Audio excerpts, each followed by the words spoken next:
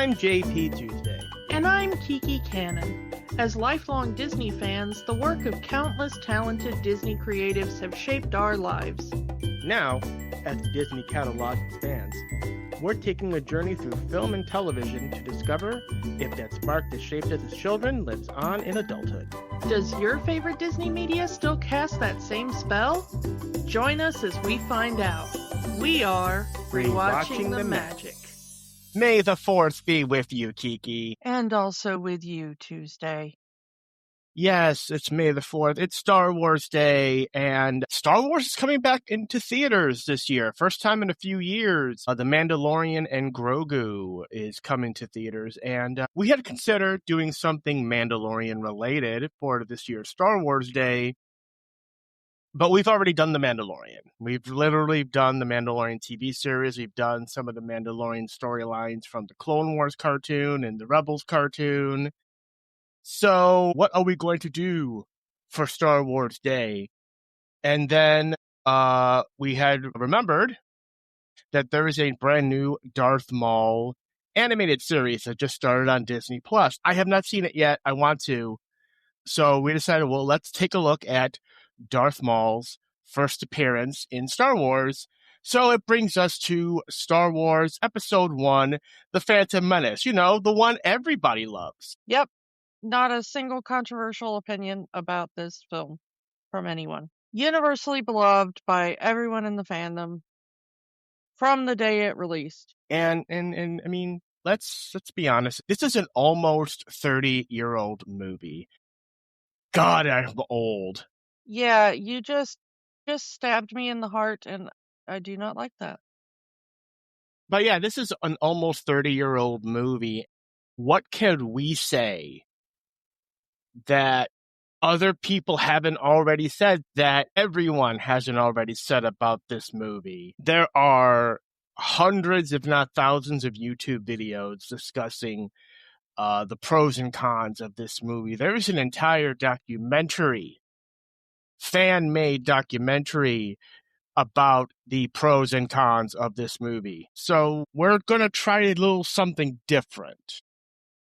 Rather than go through the story of the movie or general, hey, what about this, that, and the other, we'll kind of get around to some of our favorite parts as we go through.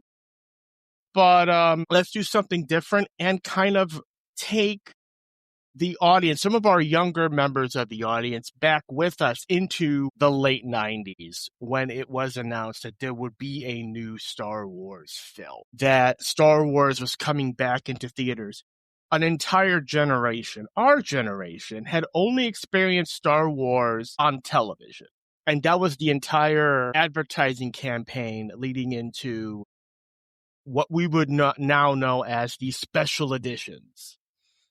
You know, Star Wars has only ever been shown on the television screen. See it how it was always meant to be seen, with brand new scenes and new special effects. The Star Wars special editions. Do you remember the first time you saw that special edition trailer? Because, you know, if you, dear listener, have never seen that special edition trailer, the very first one that came out, go look it up on YouTube. It won't hit quite as hard, you know, watching it on a computer screen or your TV screen or whatever. But it's still interesting. Do you remember the one I'm talking about, Tuesday? The one that, like, you're sitting in the theater and it shows, like, basically the size of a TV screen, but on a theater screen. Yeah. And it shows Star Wars, like, it literally has, like, a home television in the middle of the movie theater screen. And it's showing scenes from Star Wars, one of the space battles. And it's like, you know, for 20 years, you know, the people have only been able to watch it this way or whatever. And then all of a sudden, one of the fighters, like one of the X-Wings, comes out of the TV and into the rest of the screen. And then the whole thing widens and becomes full screen. And it's like, now see it like it was meant to be seen, you know. And the first time I saw that trailer, I was like, oh! Yeah, and this was the setup for Star Wars Episode 1. Lucas wanted to do Episode 1, so he was going to re-release the first 3 films within a few months of each other, 1 year before the release of Phantom Menace, to kind of reintroduce Star Wars to a new generation. And yeah, your own personal opinions on these special editions may vary. If you want to know our personal opinions on the special editions, we have done all 3 of the original Star Wars trilogy in previous Star Wars Day episodes. You can go back to those episodes and hear our thoughts on the Star Wars special editions. But to be a kid in 1998. Well, I mean, kid is a relative term. We were in high school. That would have been like what, sophomore, junior year of high school for us. But still relatively young, 97, 98. So we're teenagers at that point. So it's like, okay, we're going to finally see Star Wars on the big screen after our entire lives only seeing it on TV. Changes or no changes, it's Star Wars on the big screen. We've never seen it. We got to see it. And I did. I saw it on the big screen. You saw it on the big screen, Kiki. So many of our generation, their first exposure to Star Wars in a theater was in, 97, 98, when those special editions came out. Then came the announcement.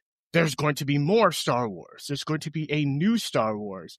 For the first time in 20 years, a brand new Star Wars movie. And it's going to be a prequel. What's a prequel? We're not going to go forward in time. We're not going to there's a bunch of these books that we've all been reading for the last 20 years. We talked about that, in basically all of our previous Star Wars Day episodes about how we both read the Star Wars tie-in novels and, what Disney now calls the Legends books. Screw you, Disney. Some of the newer stories are actually pretty good. Well, no, I mean, I'm not discounting the newer stories. I'm just saying, like, I mean, we've talked about it before, but I do have a bone to pick with, telling authors for 20 years that you are writing official Star Wars canon and then telling them one day, screw you, all of your hard work meant nothing. I mean, Lucas himself was doing that. He had interviews around the time of these movies were being filmed, and his words were, those stories are their world, the movies are my world. And he never took any inspiration from the novels or the book. He approved them, but he never read them.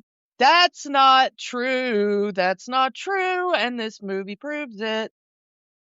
I'm going by what Lucas said in interviews. Whether he actually did or didn't, I cannot say. I'm going by what the man has said himself in interviews.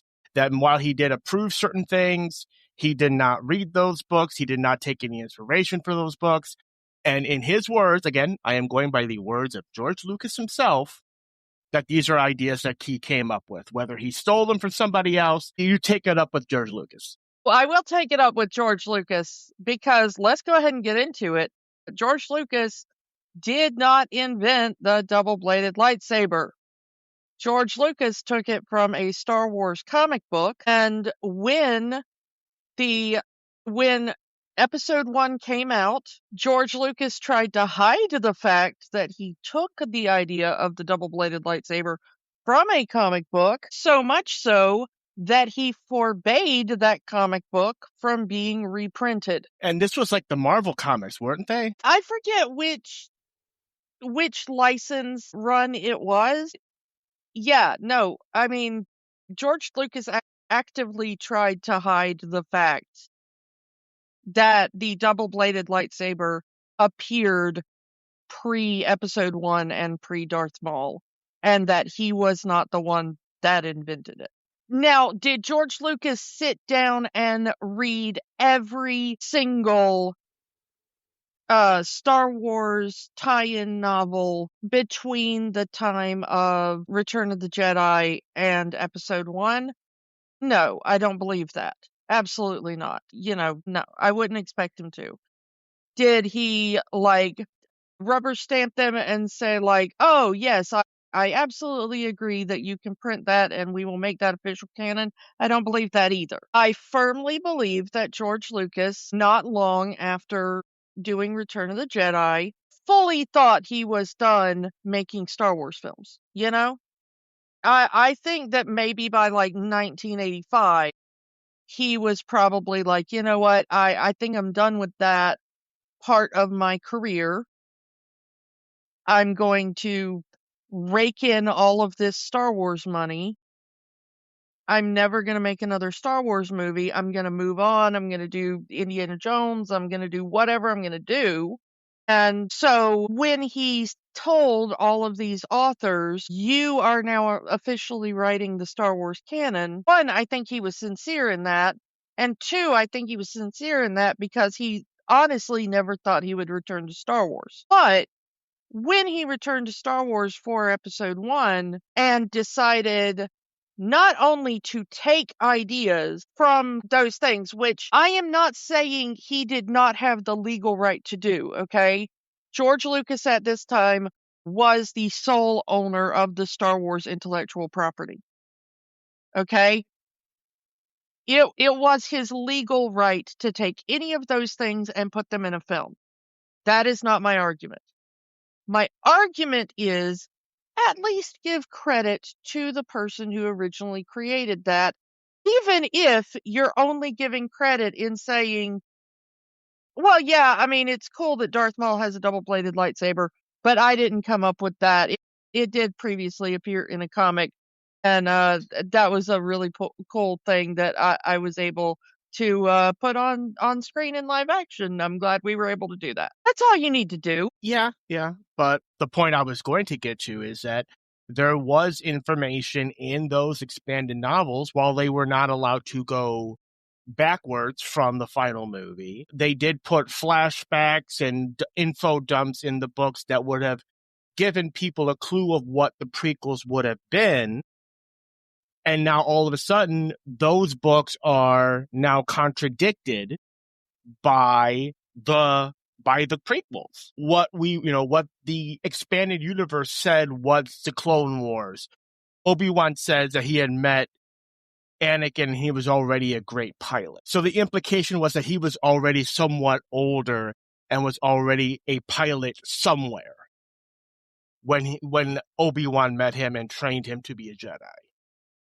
And now you come into this movie and Anakin is a kid. We'll get into it. We will get into, dear listener, if you're already thinking it, we'll get there. But, can you imagine, if you're a fan who was reading those expanded universe books, who were told this is the canon, and now you're going to see these movies, especially this first movie, and now those books are now either completely or partially decanonized because the information in those books do not match what's in the films.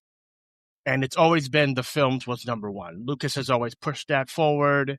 The whatever's in the movies are canon. Everything else, if they can fit into whatever I put on the screen, fine. Because there was a lot of novels and comics that came out between New Hope and Empire that were contradicted by Empire. Character designs, character names were all changed because they didn't know, and not even George Lucas knew what these characters were going to look like. To the point we had a completely different look of Jabba the Hutt before we actually saw what this character looked like. Yeah, he was going to be like a weird human dude. Then they had to, go back to, well, actually, this guy was pretending to be Jabba's double or something. It's like, okay, you really want to keep this character around and you just don't want to have this character be decanonized. I understand. But, that's kind of where we were at. But to be our age, 16, 17 years old, in high school, and now a brand new Star Wars movie is coming out. None of that mattered anymore. Yes, I'm not going to say that wasn't, if you were a fan, that was not a concern, because it was for a lot of people. But when you're our age, who grew up with the original trilogy, now there's going to be more Star Wars. There's going to be new Star Wars. The hype around the movie. This is not, when we say people were camping out just to buy tickets, we are not lying. That is what actually happened. There were people camped out in front of movie theaters so they could be the first ones when the box office opened on the day. So they could be one of the first people to buy tickets to Star Wars Episode 1. Nowadays, you don't get that because everything's online. This was before all of that. Like they say, like tickets on sale now, and all you have to do is pick up your phone and purchase tickets. Boom, you've got it. You don't have to stand in a line. You don't have to do anything. You can do it on the toilet. But back in 1998, early 1999, you had to do it physically at the box office.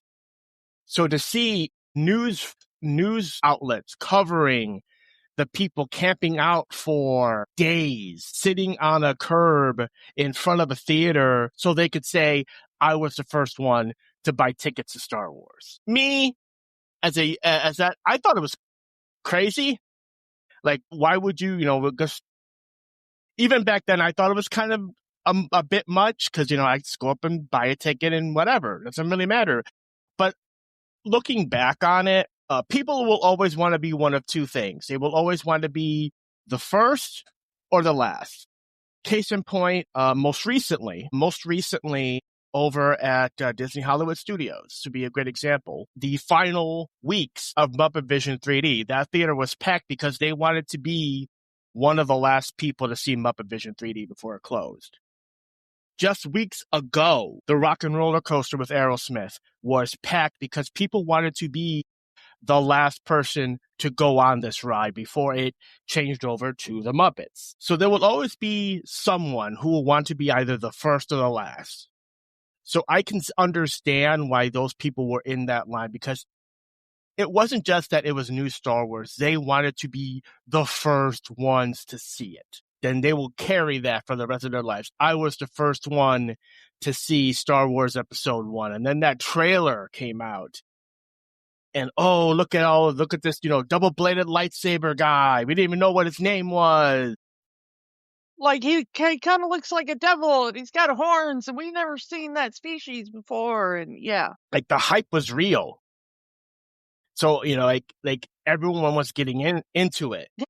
Can I just say, because, I am kind of a very different person, personality-wise, than you are in a lot of things. Man, I miss line parties. I miss midnight showings. I miss line parties. Because I am that person. I don't necessarily need to be the first in line, but I would like to be at the first showing for things I really care about. So there are a lot of movies that, like, especially back around this time, there were a lot of the big tentpole movies that me and my friends would be in the line party for the midnight show. And I get it. I mean, I used to do it for like some of the early MCU movies. The day the first Avengers movie came out, I was in the line at midnight for it. And you have people chatting and talking about, what's going to be in this movie? What are you looking forward to? And this, that, and the other. So the hype going into Star Wars Episode 1 would probably be the first thing is like, what do you think this guy's going to do? What's this going to do? How are Obi-Wan and Anakin going to meet for the first time? And, hey, Samuel L. Jackson, do you think they're going to let him do a swear? I mean, did you do a midnight showing for this one? Like, how did you see this one for the first time? Home video. You're kidding me. I am not. Oh my goodness, you just lost all geek cred forever. I know. I would never have admitted that on a podcast. You could not have tortured that out of me. The reason was I was an idiot and I listened to a radio show. I will not name the radio show because this DJ does not deserve to have his name said on my podcast. But I was a very big fan of a certain shock jock from the Chicago area If you know, you know. And I listened to their show during high school. Probably was too young to listen to it at the time. And he had seen the movie and he had talked about the movie. It was like, wow, this movie sounds really terrible. Wow. I'm going to wait on this one. I'm going to wait. And yeah. So I already then it was like, because it was school. My parents were never going to let me go to see movie at midnight on a school day. I had very strict parents. They was never going to, even if they were the biggest Star Wars fan, they would say, no, you are going to school the next day. You are not going to see this movie. Okay, I don't think you have ever said anything on this podcast that has made me respect you less.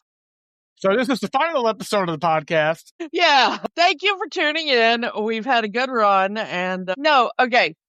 So I had almost the exact opposite experience of you. My going to see episode 1 is one of the more epic film going experiences of my life. Okay, so everything about the lead up to episode 1 for me and my friend group was nothing but hype.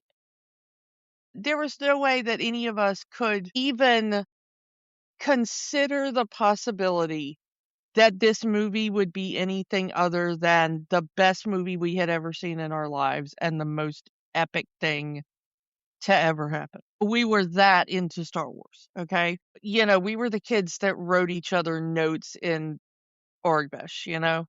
It's like we were those we did everything we could to stay away from as many spoilers as we could. You know, as far as like deep spoilers, you know, we watched all the like, you know, promotional interviews and, you know, Entertainment Tonight and, you know, like all the actors are going to be on Good Morning America this morning, you know, all that kind of stuff. But as far as like, you know, if you'll remember a lot of stuff about this leak, you know, some people like that shock jock got to see it early and whatever. And, you know, were saying things about it and everything.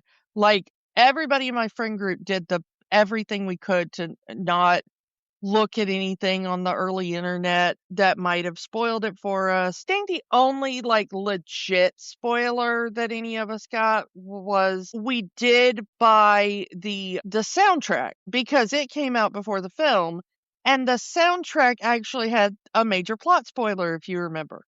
Because Yeah. yeah, and that was a huge controversy because one of the soundtrack listings on there is called Qui-Gon's Funeral. Oh, wait a minute. I just had a flashback memory in my brain as you said it. It was not home video that I first experienced episode 1. It was the PlayStation video game. Was that it? Yes. You played the game before you saw the movie? Yes, again, because I already knew what this story gets worse. How does your story keep getting worse? Again, you're talking to the guy whose first exposure to Star Wars was Return of the Jedi first. That was the first one I've ever saw, and I saw that on TV. I saw the other two after. So I am watching these movies in the completely wrong order from the get-go. How are we friends? How are we friends? No. I thought I came to Star Wars late because I didn't watch it until I was like, I don't know, 12 or 13 or something, but at least I watched it in the correct order, man. Yeah, I know, but continue. I'm sorry. No, but so, like, we were super hype about it, and at the time, I was part of a kind of regional sci-fi fan club, okay? So we would do things like go to conventions together, do cosplay events together, you know, random stuff like that. Think like, you know, charity events, stuff like that. Think of the thing that like a group like the 501st would do, but before that group existed. Okay. So if you wanted some kind of nerdy presence and geeks in costumes or whatever to come and be part of your event, we were kind of the people you would call. Okay. So one of the theaters in Savannah, which is a couple of towns over from where I grew up, decided that they wanted to draw or to celebrate opening day by having nerds in costumes, right? And so they contacted our fan club and they said, hey, we'll give everybody in the club who comes and works the event for a certain number of hours one comped ticket to one screening, okay? And then for as long as you work, you can have free popcorn and soda. So basically, it was like you could watch the movie for free for working the event for a set number of hours, and you got free snacks all day. But this was like, a Thursday or a Friday opening, right? It's a school day. But me and two of my friends really wanted to work this event. Because when are you going to get this opportunity again, right? So I made a deal with my father because it was my senior year of high school. And there's a tradition at a lot of schools, and there was at my school, of senior skip day near prom, where, it's not an official day, but it's just kind of known that the seniors are just going to take the day off to prepare for the prom. And so teachers tend to not schedule any tests or anything that day because they know, about 80% of their students are not going to show up that day. And so I had told my dad, I'm like, I have been such a good student and such a good, I don't skip out on school. I don't, I get good grades. I do all that kind of stuff. But, I'm a senior and I want to do senior skip day this year. Okay. And then this Star Wars opportunity comes up and I look at my father and I'm like, okay, I will make you a deal. I will trade you senior skip day for episode 1. And he kind of looked at me and he was like, wow, you really are a nerd. The cool thing that all the other kids do, and you're gonna sit that out so you can go see a Star Wars movie in Star Wars costume. So basically, me and two of my friends, a guy that I knew and his brother, basically made a deal with our parents, and I drove us, a couple of towns over to Savannah. I went dressed as Shmi from some still pictures I had seen. I knew nothing about the character other than that she was Anakin's mother, but I had some magazine pictures and I threw together a shockingly accurate costume from a couple of random still pictures. My friend's brother, who was younger than us and roughly the age of Anakin in the movie at the time, dressed as Anakin. And I think my friend just went as generic Jedi or something. And so the three of us went and we worked the entire day. And I saw episode 1. I can't remember whether I saw it 2 or 3 times that day over the course of the day. But I was the first one in the group to see it. And I saw that show by myself as far as, of our friend group. And everybody else in the club was like, how was it? And I was like, there were some cool lightsaber fights. Because I was trying not to be like, it sucks. But yeah, it was an interesting day, and it was something that I will never forget.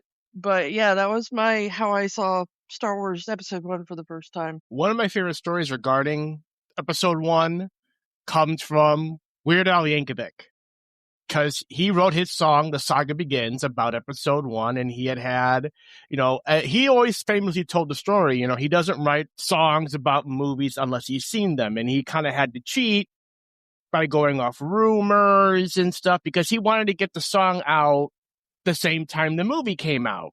That wasn't going to happen. So he pays like an exorbitant amount of money to go to this special event, preview screening for like the press and for, for celebrities, the big premiere early screening, and he paid a lot of money to go there, and just so he could see the movie, take notes, and record his Star Wars Episode 1 song and have it out into the public while the movie was still in theaters. So that will be my second exposure to that movie, was the Weird Al song. The funny thing is that album, that was on Running with Scissors, right? So Running with Scissors, I think, came out just before the film did, like a week or something. And I remember, because we're both massive Weird Al fans, and we've talked about that before. So I was like, new Weird Al album, yes, So I immediately went to the store and bought it. And then I was like, wait, there's a song on here that's about Star Wars, because, and then I was like, I cannot listen to this because it's going to spoil Star Wars for me. And so I had to wait I did not even pop the, shrink wrap on that CD until after I think we actually listened to The Saga Begins for the first time in the car on the way home from that event, because everybody in the car was a Weird Al fan. And we had finally seen the film, and I think that was the first thing we did on the way home was pop in Running with Scissors and go to that track. And we were like, oh, wow, he really nailed this, didn't he? Yeah, and of course, that has become his encore since then. It's been his encore. Every time if you go see Weird Al in concert, The Saga Begins is the encore with the 501st on stage with him, and it's always awesome. The only time I've seen Weird Al in concert, it was during the Self-Indulgent tour, and so his encore was Peaches because he was in Georgia. So I've ever actually seen him perform Saga Begins live. The thing is I kind of wanted to ask you, because I could not believe, I could not fathom, it was not in my brain that you were going to be like, I did not see this in theaters. That kind of completely derails all the talking points I was going to have for this episode. Thanks, dude. Yeah. Because the thing that I really wanted to know was what your initial reaction was. And it's coming from, a shock jock spoiled it for me on his radio show, to playing a PlayStation game, to hearing a Weird Al song, to eventually watching the movie on home video. It's like, okay, this is the movie. This is the thing. It's like, when I actually saw them, we think, okay, it's not as bad as they said it was, but it's not amazing. The problem with this movie is that it had to be amazing. It couldn't just be a good film. The hype around this movie was too much. It had to be the greatest film of all time, or it was not going to match the hype. I'm not sure that you're correct on that. Because here's the thing. My experience was different. You know how we literally just said it last week. The worst thing a film can be is boring. Okay? And there are long stretches of this movie that are not so much bad as they are just boring in an uninteresting fashion. Yeah, who goes to see a movie called Star Wars and sees trade disputes and laws passed in Congress or the Senate or whatever? It's it's fun in retrospect, because now in 2026, people are talking about, wow, George Lucas was such a visionary, talking about tariffs and trade deals and blockades of trade routes and stuff. Yeah. That was actually topical at the time the movies was coming out. George Lucas just took what was actually happening in the late 90s in the world and just took it to its worst possible conclusion, which is what we are now in 2026. Shrug shoulders. Yeah, but the thing is that There are ways to make those things compelling. However, this movie did not do those things. And therein lies the issue. I'm going to say that I think it's kind of good that we just came off that, like, Marvel before Marvel Studios month. Mm-hmm. Because I gotta say, this is the best movie we have watched in weeks. Like, compared to last week, where I was falling asleep literally during the film, I was like, this is such a breath of fresh air to be watching a movie this competent and this interesting. However, it's still not a great film from a storyline standpoint. And I think a lot of that comes from Lucas's own hubris. We have talked about this before when we talked about other great directors.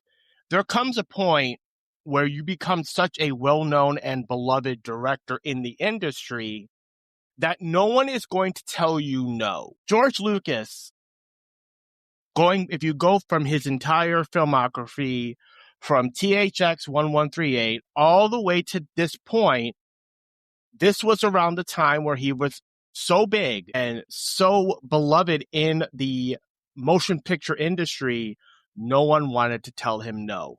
And he got to do whatever he wanted for those 3 films. He did not even want to direct these movies. Let's put that out there. He did not want to direct these movies because of all of that. He was trying to find other people to direct. And the problem, and I'm going to say what Lucas's problem was, he wanted to get his friends to direct these movies. He was getting Spielberg and Coppola and Cameron, and he was trying to get them all to say, hey, would you direct my Star Wars movie for me? And they're all saying, no, George, Star Wars is your baby. I could never touch it. You deserve to have all of, your ideas unfiltered on screen. If he had gone to maybe a younger director or something like that, maybe things would be different. But I'm just gonna say, if Spielberg had directed this concept, we would have gotten basically Andor in 1999. I mean, E.T.'s technically in this movie. Yeah, I know. And also, can I point out, I was the only one in my friend group to see E.T. literally the first time I saw this. Basically, everybody else I knew missed it and did not believe me when I told them, except for the people that were actually in the theater with me when I saw it with them again. And I was like, okay, and now, and I pointed and they were like, holy shit, it's E.T. So, I mean, that's where Lucas was. It was like no one wanted to tell him no. No one wanted to corrupt his vision of what he wanted Star Wars to be. And so he has to direct these 3 movies himself. I'm just going to say, and okay, hot take here. All right. This may be the hottest take that I've dropped in a while. Okay. I don't think that George Lucas was ever like a really great director. Harrison Ford would agree with you. Well, yeah, I mean, but Harrison Ford is not really the guy to go to for like great takes. But on this we will agree, okay? Because like, you brought up like THX, right? Like, I'm not saying THX is a bad movie. I actually do think it's a good movie, but it also is a plotting movie. There's a reason why it's a cult film and not like a huge, It's no American Graffiti. Well, even American Graffiti, I don't think was like a really well directed film. I think that Lucas has 2 really great talents. Okay. Well, okay, let's kind of do 3, but one of them, 2 of them are kind of connected. Okay. He is a great producer, and connected to that, he is great at bringing the right people together. Okay. Those are kind of connected talents in a lot of ways. All right. But I think his biggest talent is he is a great idea guy in the sense of he can come up with the idea behind a story and the world building behind a story. He can come up with good character ideas, good settings for stories, good basic plot threads in a lot of ways, okay? But when you get down to things like dialogue, specific character beats, specific nuance, the exact breakdown of scene to scene, how things run together. Romance, yeah. The way things, the cinematography of the thing, the way things are edited together, the way, and working with actors, I think that he does not excel in those areas. So I think George Lucas needs to be the guy that comes up with the idea and builds the world and the setting and the basic plot idea and stuff. And then he needs to produce it and turn it over to people who know how to direct it, how to, break down the script, how to, edit it together, how to. Yeah, and we've talked about this when we talked about the original trilogy. It was Carrie Fisher as an uncredited script doctor to take Lucas's script and make it coherent. I don't know if we've mentioned it previously, but I will mention it now. Marcia Griffin, George Lucas's ex-wife, was the key in the editing of the original trilogy and making that what it was. Those two women are really responsible for what people love about Star Wars. The overall dialogue being freshened up by Carrie Fisher, the order and of overall cinematography of the films being Marcia Griffin. But everyone gives the credit to George Lucas because his name's on the screen. Yeah. I mean, the thing is that when you want to know what happens when you take that energy away, you get episode 1. And I mean, it's right there on screen. And this will not be a podcast where we're going to be like, look, Jake Lloyd and Ahmed Best are so sucky as actors. No. No. Hell no. None of the actors in this film are at fault for a damn thing, okay? Get that through your head. I mean, if you look at the cast list for this, like, half this cast has Oscars, okay?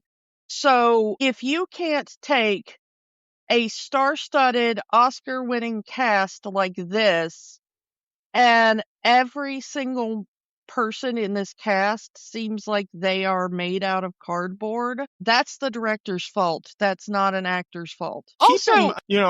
I mentioned Harrison Ford. Harrison Ford has this famous story of how do I act this scene when talking to George about the original film.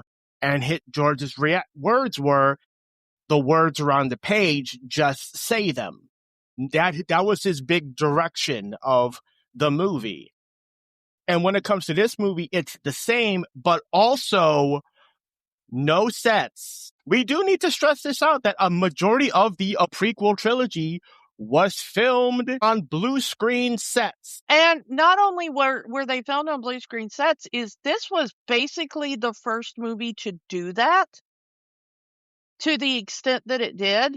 I'm not saying that actors weren't used to filming on a blue screen, but actors were used to filming like one scene of a film on a blue screen. And it was usually you had like 90% of a set built, and then 10% of that set was blue screen, where you would have to key in some sort of other element behind it.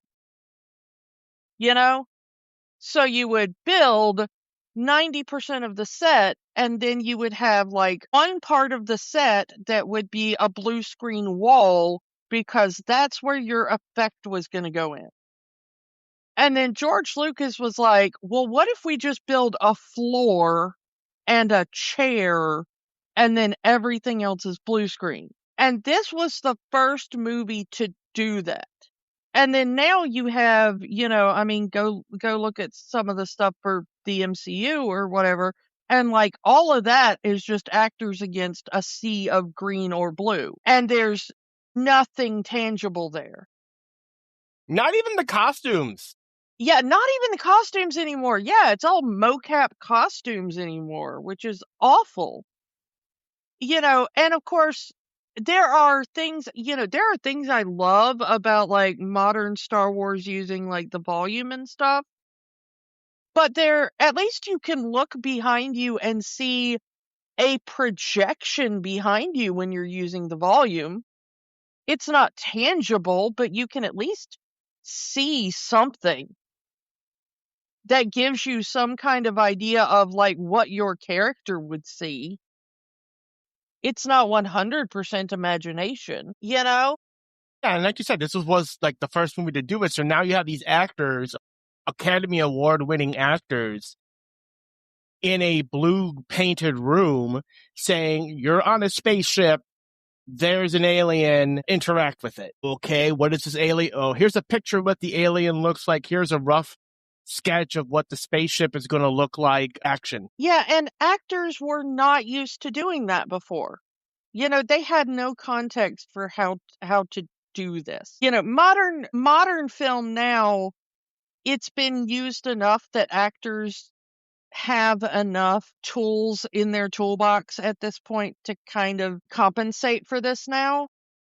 And even then, I mean, we've talked about some recent films within the last 10 years that have also used nothing but blue and green screen sets, and it's still kind of there. Yeah, but I mean, remember there's that famous story of when they went from doing Lord of the Rings to The Hobbit, and they went from doing mostly practical sets and props and stuff to in The Hobbit, they did this kind of like CGI, blue screen stuff. And Ian McKellen actually had a meltdown on set because he did not know how to relate to like a blue screen and a tennis ball on a stick. And he like literally had a meltdown on set because he was like, I cannot act this way.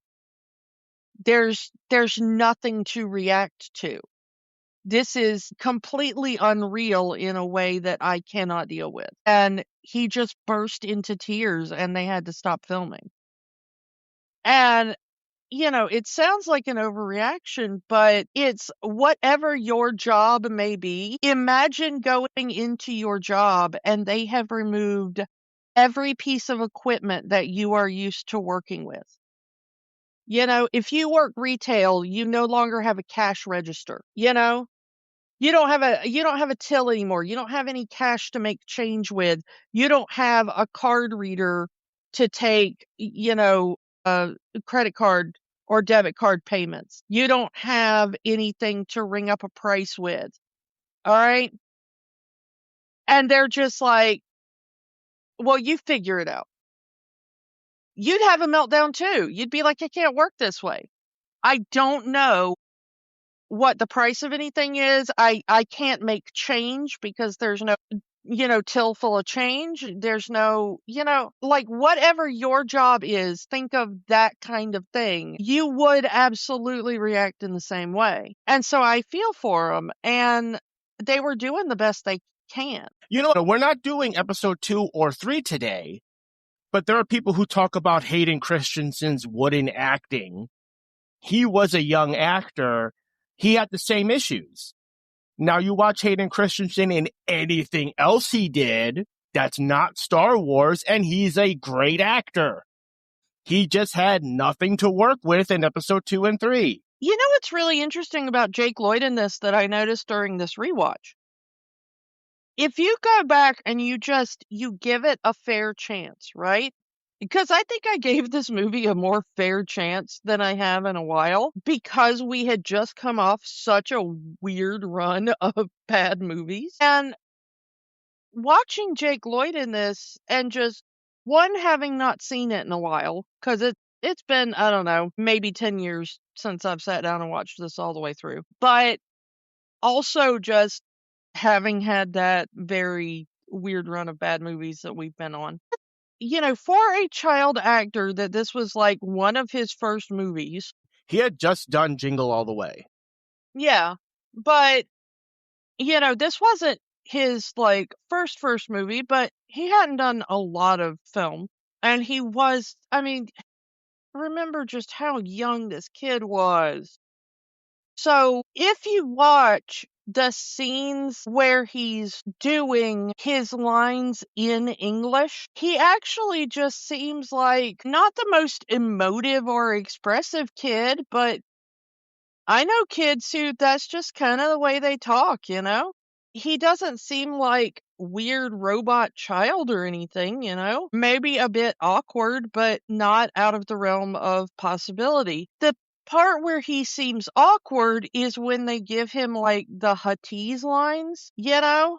And he's like talking to Watto or Sebulba or something like that, and they have to give him those lines because nobody kind of sat down and explained to him, I think, and again, this is on George Lucas, of like, and this is for any actor that has to do lines in a language that they don't speak. You have to understand how the words break down and like which word means what thing so that you know where to put the inflection. Otherwise, you're putting the wrong emphasis on the wrong syllable kind of thing. If you go back and you watch the movie with that in mind, when he's giving his English lines and he knows what he's saying, it gets a little weird when he's saying some of the more complex, like, you know, stay away from the catalytic converter of the whatever, you know, and they give him like technical stuff to make him sound like he knows about robots or spaceships or whatever. Then it kind of sounds awkward again. But when he's just saying normal stuff like, hey, are you a Jedi? I saw you got a laser sword. Nobody can kill a Jedi. Like, he just sounds like a normal kid who's asking questions. And Are he's you a not. cop? I see your gun. Do you Yeah, kill people? yeah, it sounds like that. And it sounds kind of natural. And he's not a bad actor. It's when they give him lines that as a kid, he did not understand, either because it's in a made up language or because it's a bunch of technobabble that he, you know, it doesn't mean anything, or, some kind of technical jargon or whatever. And no adult actually sat down and said, okay, you're talking about that big piece of machine over there, and that's important to Anakin because, and that's the director's job, or, an acting coach or something. So I'll defend Jake Lloyd in this, having seen it again, that, like, if you go back and watch it with that in mind, I dare you, if you're listening to this, to go back and do that, because, yeah. And,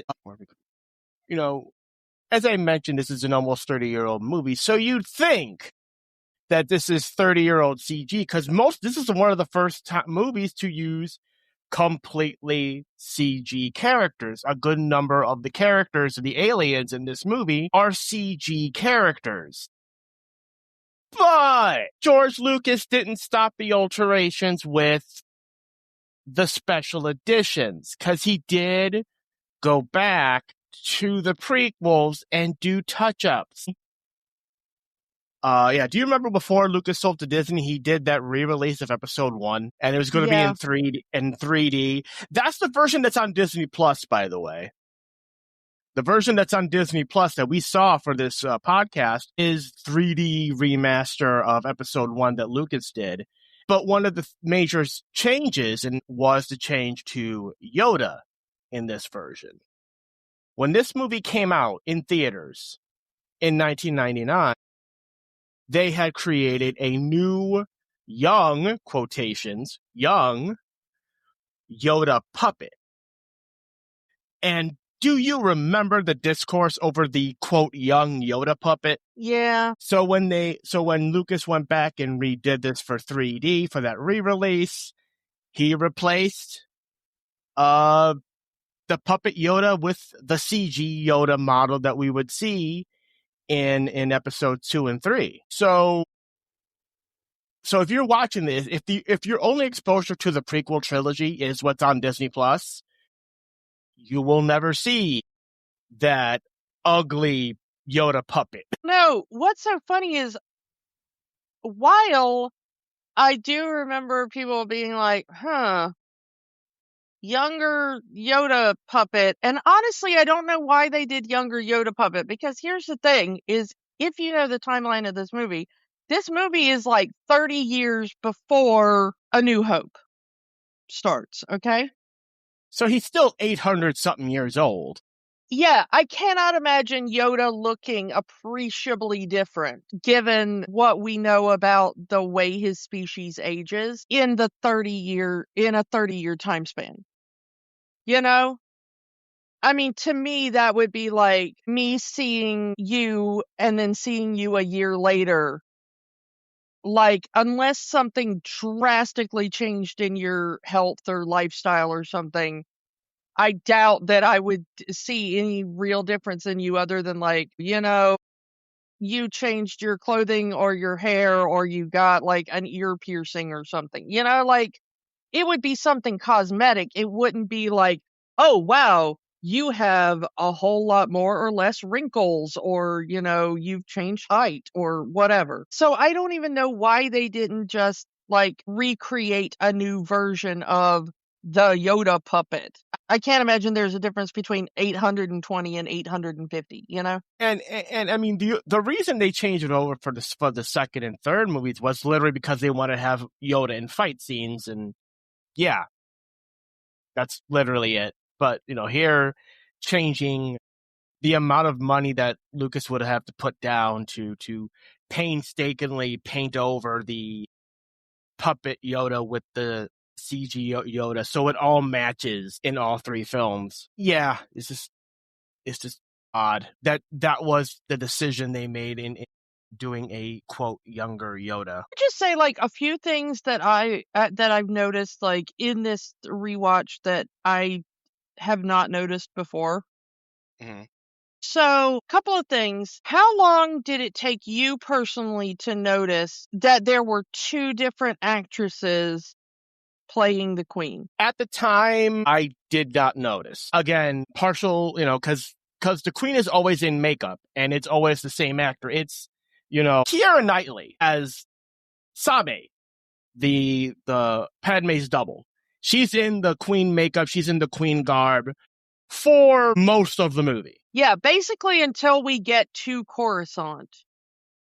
She is the Queen in the makeup that we see. And then Padme is disguised as a handmaiden because she realizes her life is in danger. That's the entire reason Padme has all of these handmaidens around her, because they are doubles. They are decoys in case someone wants to,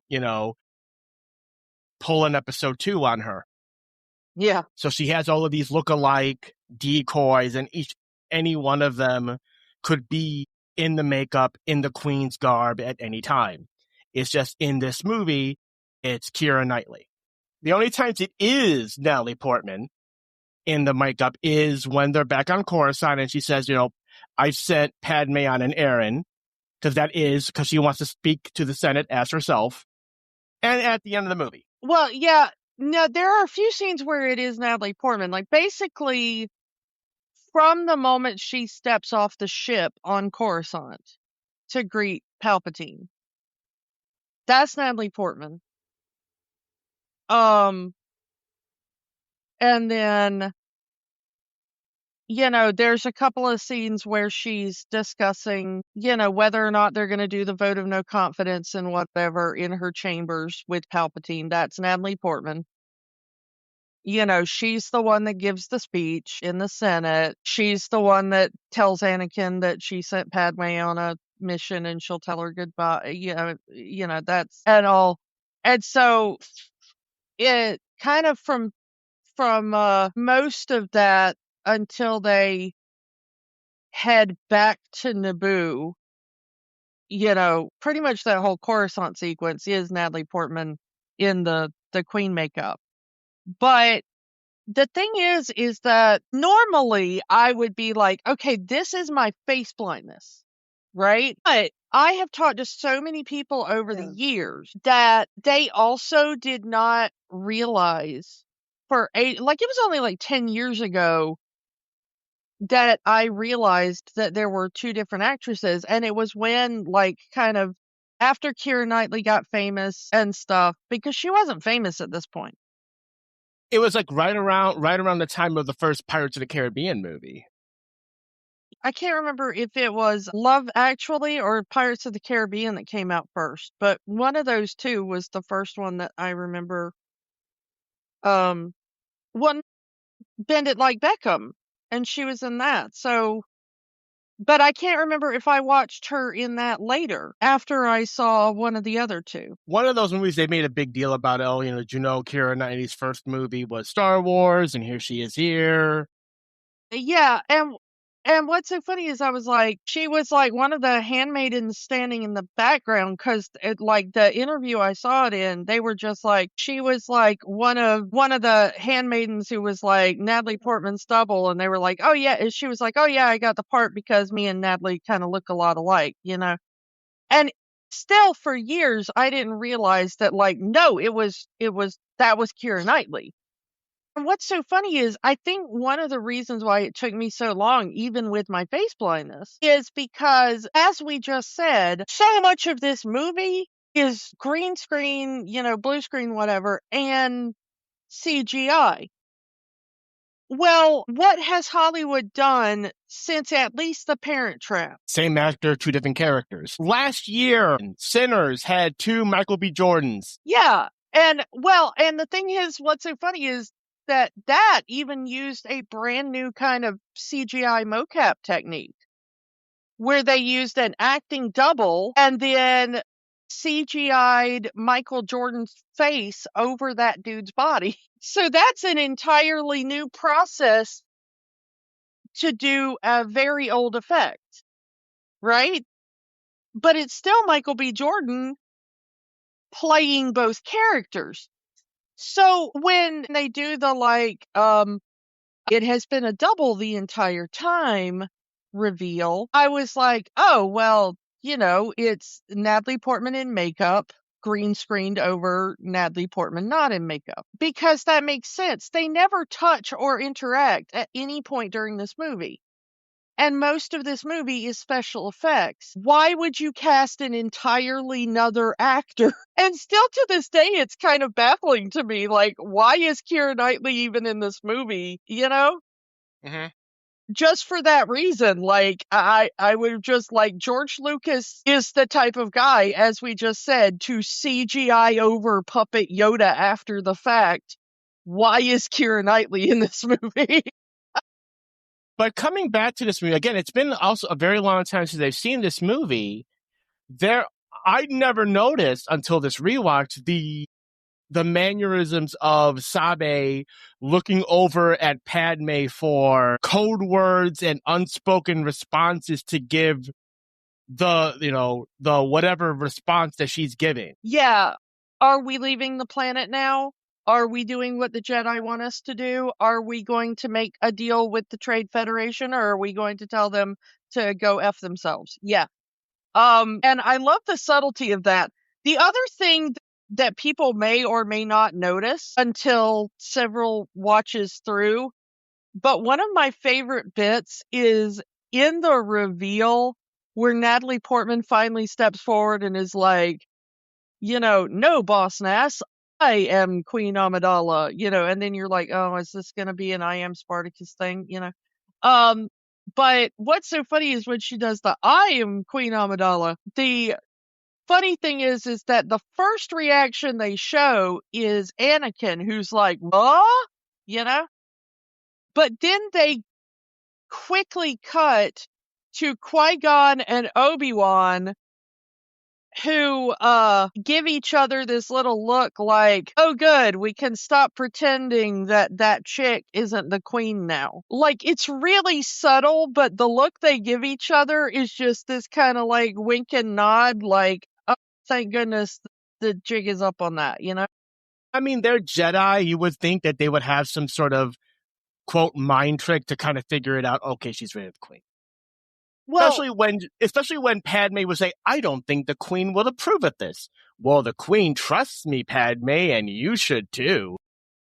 yeah, and the thing is if you watch the movie back, because I was paying more attention to it on this one, is if you watch the way Qui-Gon speaks to her, especially in like his inflection and his exact choice of words, the way he kind of manipulates her in that, like, I know who you are, and I also know that you can't let it slip who you are. So I'm going to use that, like, I am on a mission for the queen, and you are a subject of the queen, and you have to follow the queen, and I am, you know, it's so obvious that he knows from the beginning who she is. And it's like the way that he, like you said, is like, oh, the queen trusts me and you should too, or the queen told me to do this, or, whatever. Because he knows that she can't disagree with him without giving herself away, and that she doesn't want to do that yet. Especially, like I said, it was Sabe that told him this, not Padme. But Sabe is in the queen's garb, so she would have the, for lack of a better term, power of authority in that moment. And Padme cannot give up the goat at that point without screwing the entire double thing away. Yeah, and I just love that bit, the way that Qui-Gon manipulates her in that moment. I am going to say about Qui-Gon's manipulation, because I was thinking about this on this rewatch. Okay, so let's talk about what is another divisive sequence in this movie, okay? Speaking of how Qui-Gon manipulates things, Qui-Gon manipulates the hell out of the pod race, right? And I'm sitting there thinking, like, okay, Qui-Gon goes out of his way to manipulate basically everybody to get all of the pieces in place for the pod race to not only happen in the sense of, like, for Anakin to race and for Watto to agree with it, for Anakin's freedom to be on the line, for, whatever. That I was thinking about it today, when I was rewatching it, and I was like, are we not sure that Qui-Gon was, like, taking out racers during this pod race? Like, are we not sure that Qui-Gon wasn't, like, slipping out in the middle of the night, going to a raider camp and being like, so how many credits for you to camp out on that ridge and, like, take pot shots at racers? I mean, his body did not disappear, become one with the Force. So who knows what underhanded dealings Qui-Gon had going on. Yeah, I do not believe in the Obi-Wan series that was legit Qui-Gon's Force Ghost. I believe that Obi-Wan was hallucinating that. I mean, it could have been. Anakin came back after his body was burned, so, Yeah, I don't know. Anyway, but speaking of the pod race, I want to talk about a deleted scene that I was like, okay, I'm kind of glad that it was a deleted scene. If you watch the version that's just up on Disney Plus right now, you will not see any of these scenes, really. But we got to talk about what is, I think, one of the more disturbing things George Lucas put in this movie, which is the story of Rats Tyrell, the pod racer. Yep, the big pod racer from his world, his first race off-world on Tatooine as part of this big race, and the deleted scene kind of makes him up as this big, hey, it's Rats, and he's here, and he's gets a big cheer from the crowd like he's some famous pod racer from another world. And his wife and children are here to cheer him on, and his wife just gave birth to their latest child, just got out of the hospital. And we wish them all the best of luck. And it's like, if you know your movie tropes, it's like, oh, that's why this scene got cut. Even George in the editing room was like, okay, we are giving up the goat too much in this scene. We got to cut this scene, so otherwise people will know this character's going to die. Well, no, because the thing is that it's not just that he dies. The scene that gets left in the movie is kind of in there as like a joke, you know? And the thing is like when they go into the cave system, he turns his head for just a little bit to like look over it. I think Sebulba or whatever who's like gaining on him. And he turns his head just a little bit and he loses, where he is, in navigating the cave. And he lets out this like rant and then he runs into a stalactite and like blows up. And I remember he is the only member of this race that dies, which is saying a lot since one of the racers' pods explodes at the start line. Yeah.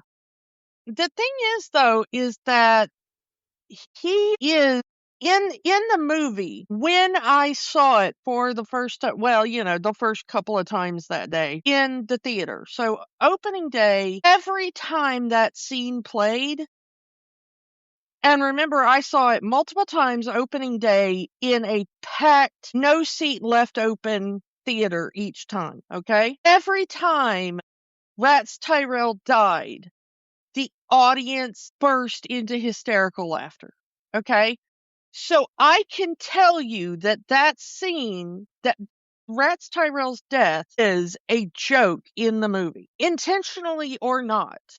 And I think intentionally. Even on opening day, it played as one of the biggest laugh points in the movie. Jar Jar is supposed to be the comedy relief. Nothing Jar Jar does in the movie got as big of a laugh on opening day as Rats Tyrell dying in the pod race. So the fact that originally this scene was supposed to come along with the idea that, like, his wife immediately postpartum and his two tiny children, I'm not counting the infant because I doubt even their species the infant would remember. But like those two children are old enough that this will be a memory for them. The movie goes out of their way to be like, hey, look, the whole family is here. And the joke is they're gonna watch their father die in the most horrific way. And I'm like, George, what is wrong with you? And apparently some of the expanded universe writers felt the same way because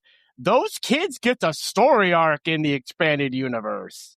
Like, they grow up and they become advocates for pod racing safety, eventually getting the sport banned because of how dangerous it is and how these planets make no effort to put any safety for these drivers. Yeah, I mean, it is kind of fascinating that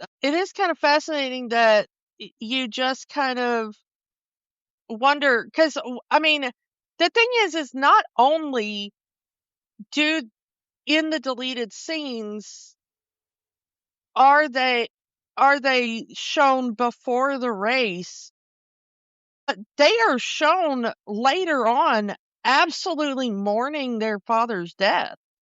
Like, that's the other part of that deleted scene, is it cuts back to the family after he dies and they are absolutely inconsolable. Like the wife is just like staring wide-eyed into the distance like, my husband, and the two older children are absolutely inconsolable. Their dad just died, and it's a joke in the movie. Yeah, and I mean, I'm really glad that, like, in other, there's like in the cartoons or something. I mean, I haven't personally seen all that stuff, a lot of it is stuff I read later on Wikipedia and stuff or seen in YouTube videos. But, there's a whole bunch of like stuff from either the cartoons or like Lego specials or whatever that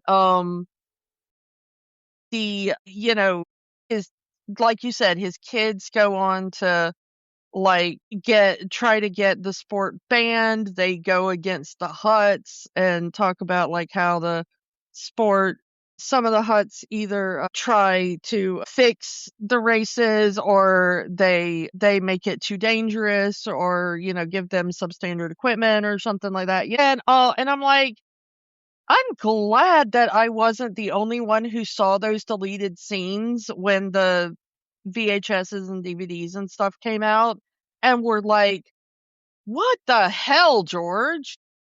So yeah, I mean, I'm glad that Rex Tyrell and his family eventually got some sort of justice, but that's still one of the things about this movie that kind of bugs me. And I know it's deleted scenes, but I don't know about you, but when I bought this thing, I bought the extended edition. And so that's the edition that I'm used to watching. In fact, when I was watching this on Disney Plus for the rewatch, I was like, this movie seems like it's missing some things. And then I was like, oh yeah, right, because I'm used to watching the extended edition. Yeah. Also, Greg Proops Yeah, as shout out to Greg Proops. as one of the two-headed race car announcers at the time. He was on Who's Line at this time. So that's how I knew the voice. Because wait, I know that voice. That's that guy from Whose Line Is It Anyway? Yeah, I was sitting in the theater when I watched it the first time, and I did not realize he was going to be in it because, like I said, I was desperately avoiding spoilers, and all of a sudden he starts announcing, and I'm like, wait a minute, Greg Proops. And for the exact same reason, because I loved him on Who's Line, and that was kind of how I first got to know him. So yeah, I was like, what are you doing here? Can we talk for just a minute? Another thing I was thinking about rewatching this was Obi-Wan was always a better Jedi than Qui-Gon. And I can prove it. All right. Okay, from the beginning of this film, thing Obi-Wan says, if you go back and watch this movie, every statement and decision Obi-Wan makes or suggests they make or whatever is 100% the correct thing to be done, whether or not it is done, and usually it is not. Usually Qui-Gon's like, oh, stop being a wuss, Obi-Wan, But up until the final scenes of the movie where Obi-Wan is like, look, I made a promise to Qui-Gon, so now I have to train Anakin. That statement to Yoda where he's like, I will follow through with my promise to Qui-Gon. That is the first mistake that Obi-Wan makes in the movie. And it's understandable why he did. Like, it's honorable that he follows through, but everything else Obi-Wan says or does or suggests until that point is the correct course of action to have taken in that moment. And Qui-Gon constantly is like, nope, we're going to do the exact opposite. And because of that, everything ends up clusterfuck. I mean, that opening scene tells it all. Obi-Wan says, I have a bad feeling about this, about the trade talks. And Qui-Gon says, what are you talking about? I don't feel anything. You're just nervous. And so it's right at the beginning where they tell you that these two are not on the same page. They're not even reading the same book. They're not even in the same library. Actually, I'm gonna minor quibble. It's not the trade negotiation that Obi-Wan says he has a bad feeling about. Obi-Wan says, I have a bad feeling about this. Qui-Gon says, I don't have a bad feeling about the trade negotiation. And Obi-Wan says, no, not about here. It's somewhere farther away. And we're never told exactly what Obi-Wan is responding to. However, his statement that it is farther away means that he is either picking up on the machinations of Palpatine, because right about the time Obi-Wan says that is when the Neimoidians are contacting Palpatine to be like, hey, wait, they sent Jedi Knights. You didn't warn us about Jedi Knights. Okay, so either Obi-Wan is responding to that, or he's sensing that this is going to lead them to Anakin, and that's going to be a problem. Okay? I mean, the way I always read the scene is Obi-Wan got a premonition in the moment. And we've seen that the Force can be used to have premonitions, but the premonitions aren't always clear and can be misunderstood. Case in point, Luke Skywalker and his nephew Ben. Yeah. But I think that we were always meant to figure out, maybe not the first time, but on a subsequent viewing, that Obi-Wan was not getting a bad feeling about the trade stuff, that it always had something to do with either the Sith or Anakin. But anyway, in either case, he is correct in that moment. He's the one that realizes that whatever path they're about to go down in this moment is not a good one. And Qui-Gon's like, don't worry about it. And then, they get down there and, they start dealing with Jar Jar, and Obi-Wan is like, we should not take Jar Jar with us. Now, think further ahead. What would have happened in the story if they never took Jar Jar with them? Jar Jar would never have advocated for Palpatine to get emergency powers. Exactly. Now, you can probably go like, well, Naboo would have never, because without the Gungans, they wouldn't have... Well, no, it wasn't the Gungans that turned the tide of battle, Technically, it was Anakin, right? Anakin would have probably still, Mm-hmm. But speaking of Anakin, the entire time, Obi-Wan does use the boy is too old to be trained, which I have always thought was one of Lucas's dumber ideas. Not the dumbest idea about the Jedi, but a dumb one. Like, it made sense with Luke, because Luke was already a teenager. Too old to begin the training. That at least made some sense. But Anakin here is 9 years old. Too old to begin the training at 9. But then we would find out later that the Jedi take these children when... Literally as infants. Yeah, before they can form emotional attachments to their families. And that's the whole thing, is that he has an emotional attachment to his mother. His mind is clouded with worry over his mother. It's going to ruin the training. I mean, even we find out in the Obi-Wan show how Obi-Wan talks about he may have had a brother at one point.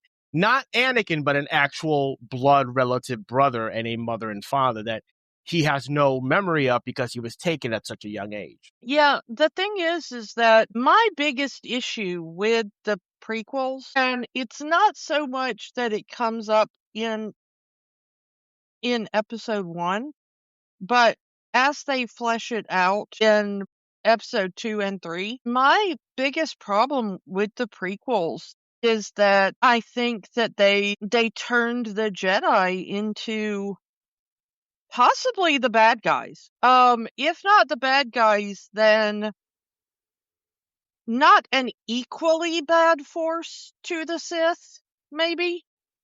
Not a force for good, Mm-hmm.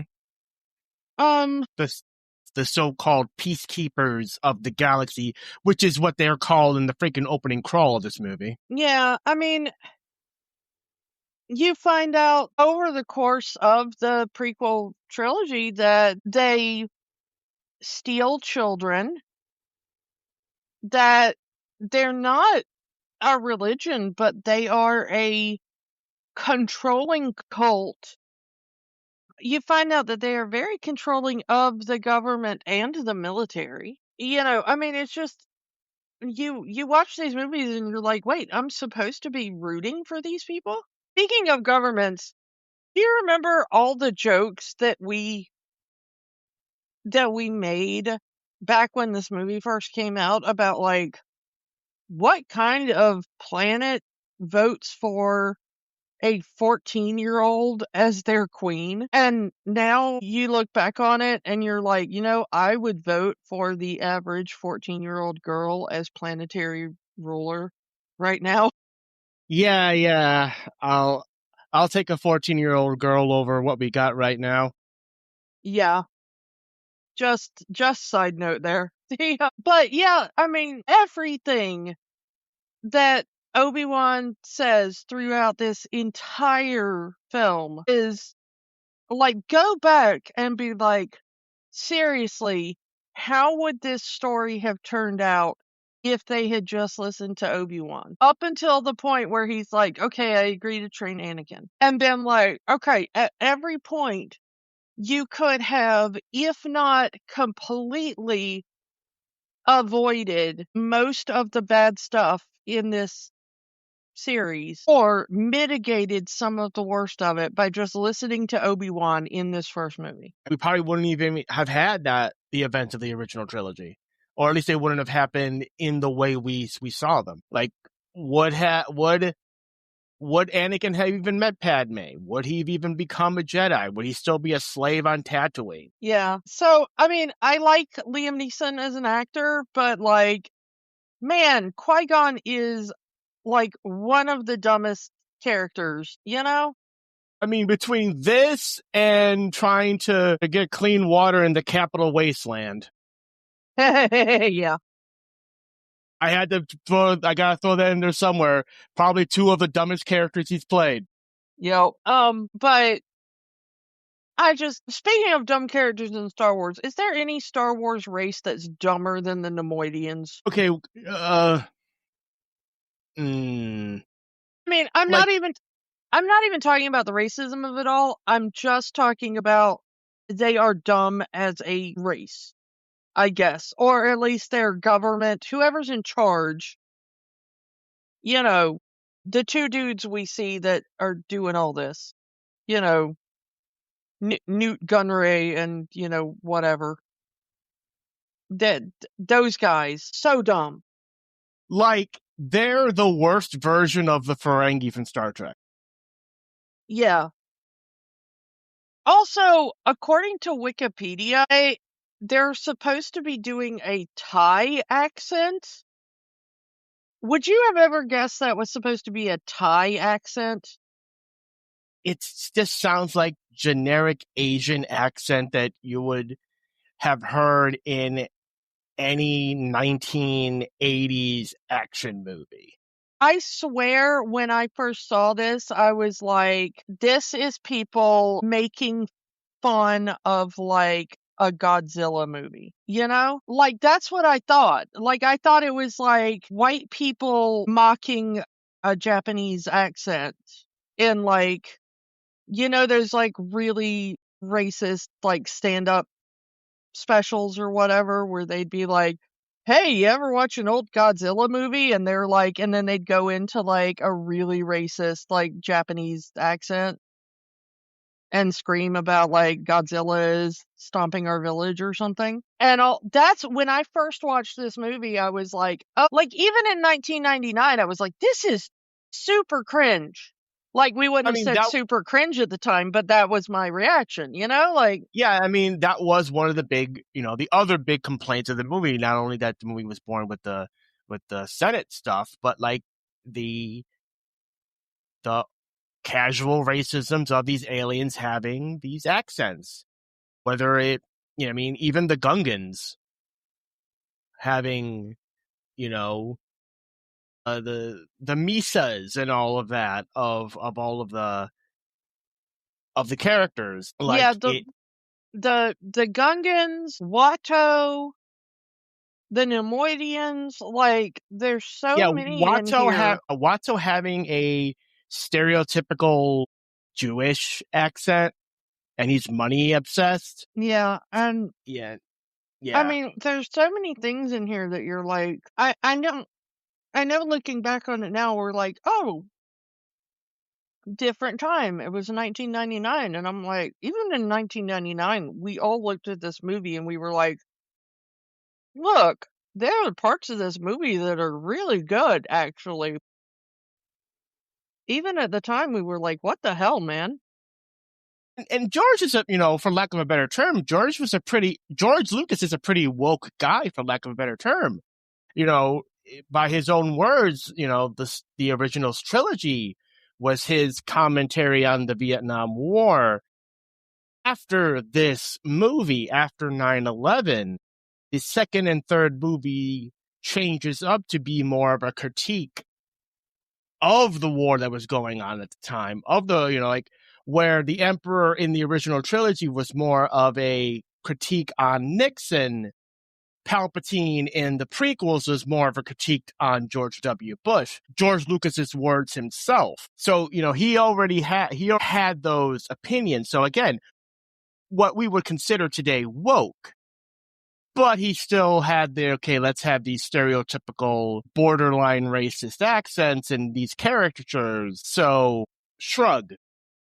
Yeah, and the thing is that I'm not even saying that this was done with malice, but remember that your intent does not override your impact. I'm glad that, like, if you watch some of the more recent stuff, when is the last time we've seen Nemoidians? Like, maybe in the cartoons.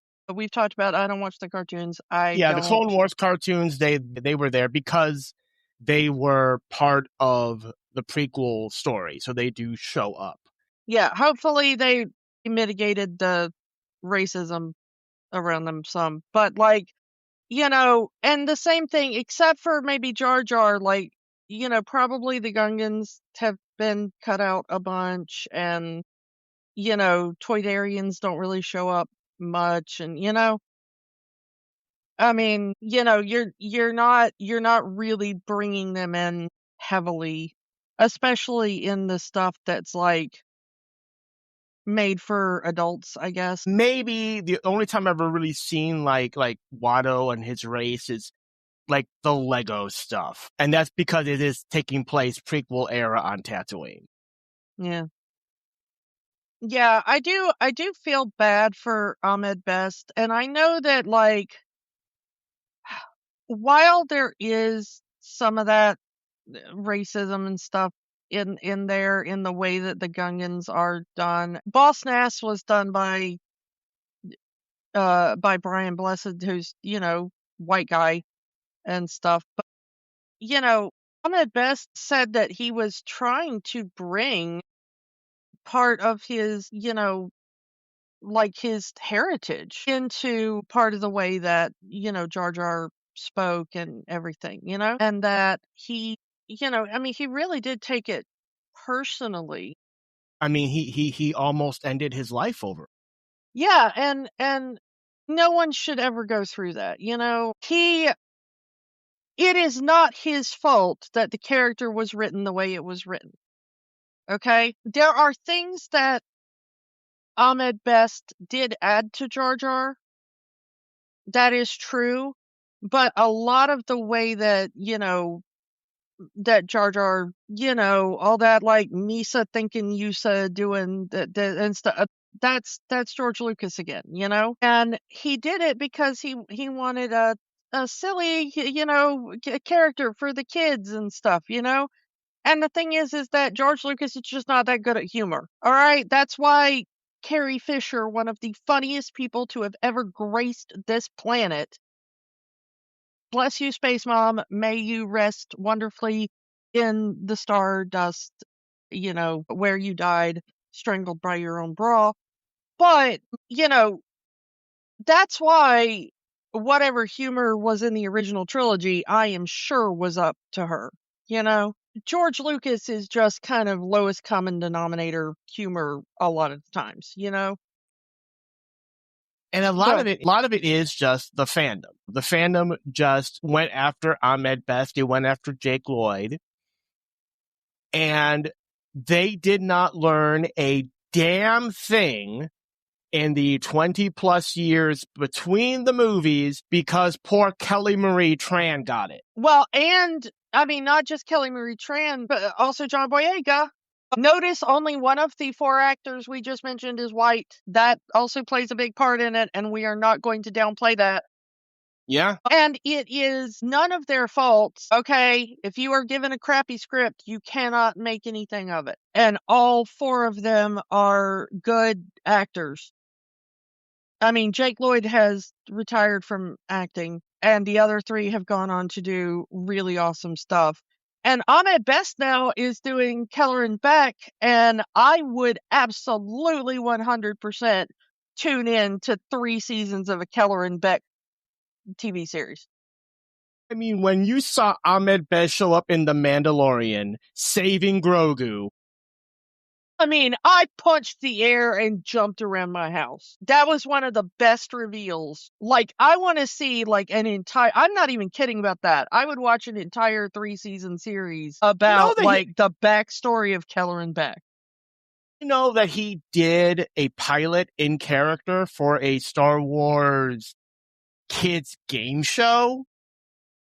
But I don't think that ever went to series. I know that they were talking about doing that. Kind of like... they did like 1 or 2 episodes of that. I think it was released on like, YouTube or something at one point. I am not super interested in that. I mean, me personally, I know I am maybe not the audience for that, but I want to see like, little kids that would be watching something like Jedi Temple Challenge are not the people that need to be apologizing to Ahmed Best. I want to have to see people, from the Phantom Menace have to eat their words. It's people our age, people in their 40s, people in their 50s who were dogging Ahmed Best, the online discourse, the death threats that this man received. And I'm not saying I didn't make Jar Jar Binks jokes, and I'm not saying I won't make Jar Jar Binks jokes now. Will I make Ahmed Best jokes? Hell no. I mean, one of the best jokes in the fandom is Darth Jar Jar. To the point, it was in the recent Lego Star Wars show. I actually got to watch that. I missed that one. Yeah, they do like time travel shenanigans and the universe changes and now they get Darth Jar Jar. That sounds amazing. I got to go watch that. I love Lego specials, man. That's Rebuild the Galaxy, I think that's the name of the show. Awesome. But yeah, I mean, the thing is that I'm all for Star Wars having humor. I'm also for Star Wars being Andor. I think there's room in the galaxy for both. I think there's room in the galaxy for, Star Wars Lego. I think there's room in the galaxy for stuff aimed at kids, stuff aimed at adults. That's one of the things I love about the Star Wars galaxy is that it is so broad. You can have your Andor and you can have your Skeleton Crew and you can have your Bad Batch and whatever you want. And, and Maul and whatever. There, you can do Star Wars for all ages, but, don't be, for lack of a better term, don't be a dick about it. Yeah. And that's a problem. I mean, we have, soapbox, whatever. We have an entire group of people who grew up with the prequels. Now, these are 30-somethings, people who were kids when these prequel movies came out, who loathe the Disney era for just existing, and they're putting together those ugly as sin AI Star Wars videos, saying this is better than Disney. Like, really? This is better than Disney? This AI slop is better than Disney? Nothing done by generative AI, misnomer on the AI there, but nothing done by so-called generative AI will ever be better than anything done by a human. I would rather you hand crayons to a 3-year-old and give me that than anything done by generative AI. Speaking of people who were angry about this movie, the first person I ever knew who was angry about this movie, can you guess who it was? You absolutely no, it's a famous person connected with this movie who personally told me I would not like this movie. Anthony Daniels? It was Anthony Daniels. He was the first person to tell me that I would not like this movie. And he told me in like 1997 or 1998. Because Anthony Daniels was, you know how we talked about how we were really into the so-called Legends books now? Anthony Daniels was the one person connected with the series that did read every book, basically. If the book had 3PO in it, he would read it because he wanted to, it was listed as canon at the time, and he respected his fan base enough that if somebody asked him a question about 3PO's either background or future after the series, he wanted to be able to converse with the fan in a knowledgeable fashion. And so he made it a point that anything that was in the books that he read. So whenever a new book came out, he found out whether or not 3PO was in it, and if 3PO was in it, he would read the book so that he could keep up with 3PO's official story, so that he would always know if a fan asked him. And then George Lucas called him and said, "Hey, doing new Star Wars, we want you to do 3PO, and, come in and, come to a booth, basically, and read your lines, because in episode 1, 3PO is, in a skeletal form, so you can't put an actor in a suit. So it's a puppet. And so Anthony Daniels can't be in the suit for that." So he said, and this is from conversations I had with him personally back at the time.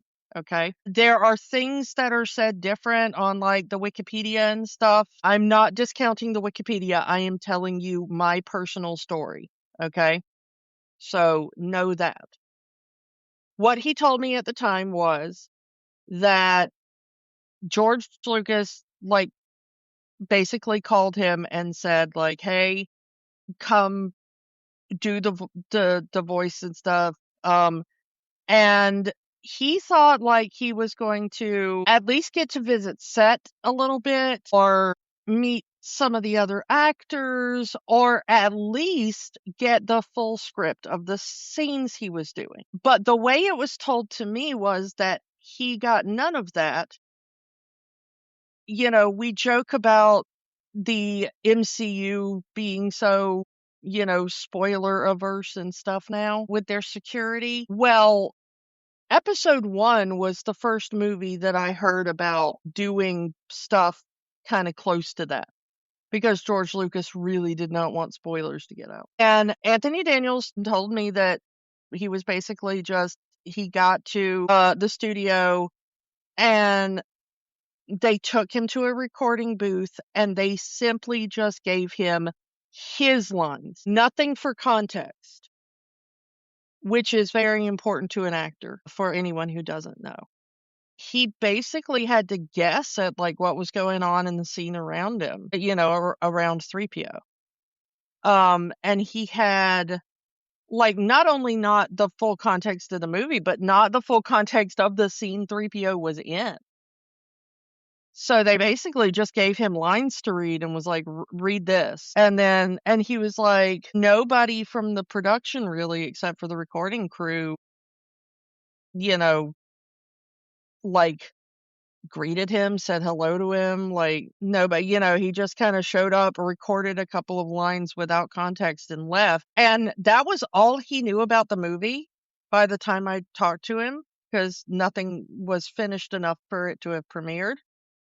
But he told me, he was like, and it wasn't just me he told. It wasn't like that I was getting like completely privileged information. He actually said this like on stage at conventions and stuff. He was the first person to tell the fans that they were going to be disappointed by things in this movie. And he based it on the fact that he had been following 3PO's journey in the supposedly canonical books for 20 years by that point. And suddenly 3PO, who had grown as like a character and a hero in the Star Wars saga, is reduced to like, oh, this floor is wobbly and I was built by a 9-year-old for reasons that are never explained anywhere in this series. Why in the hell is a slave child on Tatooine who works for a junk dealer building a protocol droid who is entirely built around being able to do like protocol and precedence for royals and politicians and be able to speak 6,000 languages? To help his mom around the house. Like, he literally says, I rebuilt this droid to help my mom around the house. So you have this protocol droid that can do all of these things, and you're just going to have him help your mom do basic chores. I mean, it's a kid, I can get it, but still. No, the thing is like, the way that this film presents it, and okay, look, they might have gone back in something else and been like, whatever. But the thing is that the way that he presents it in this movie is, look, I built this droid. Not I rebuilt this droid. Not I found this old droid and refurbished him. Okay? This makes it seem like I have decided to build from scratch a protocol droid. Now, I'm sure that somebody has gone back in like a cartoon or something. You know, I'm sure like Filoni has been like, that doesn't make sense to me either. Let me try to retcon it, you know? But as it is presented in this film, you know, it makes no sense that a 9-year-old would be like, hey, I know what I should do. Like, you know what would be more useful for his purpose and easier for him to pull together? A pit droid. You know what's all over Tatooine at this time? Pit droids. Like, most of the racers have pit droids. I mean, Anakin has pit droids. I mean, they might not like belong to him, but you know, they're like around the house, you know, around the pod back there. Mm-hmm. So, like, why doesn't he just, like, you know, bonk the nose on one of them and be like, do the dishes? We needed to give an explanation. Like, we didn't even need an origin for 3PO and R2. It could just be they were just these royal droids that were given to Leia, and it's part of her own thing. But no, apparently we needed to have R2 and 3PO in the prequel trilogy for some reason, because we need to sell toys. Well, but here's the thing. If you wanted an origin for 3PO, you know what's a great origin for 3PO? Hello, I am C-3PO, human cyborg relations. I help Queen Amidala because I am a freaking protocol droid. Why is he with Leia later? Because that's her daughter. Hey, Bail Organa, also a royal. When you take this baby to raise as a royal, why don't you also take this protocol droid that belonged to her mom that can tell her stories about her mom? Have the protocol droids' minds raced. I know, but you know, it could just be like, hey, while we're at it, you might be erasing his mind, but I could also use a protocol droid because I'm a royal and protocol droids are useful to royals.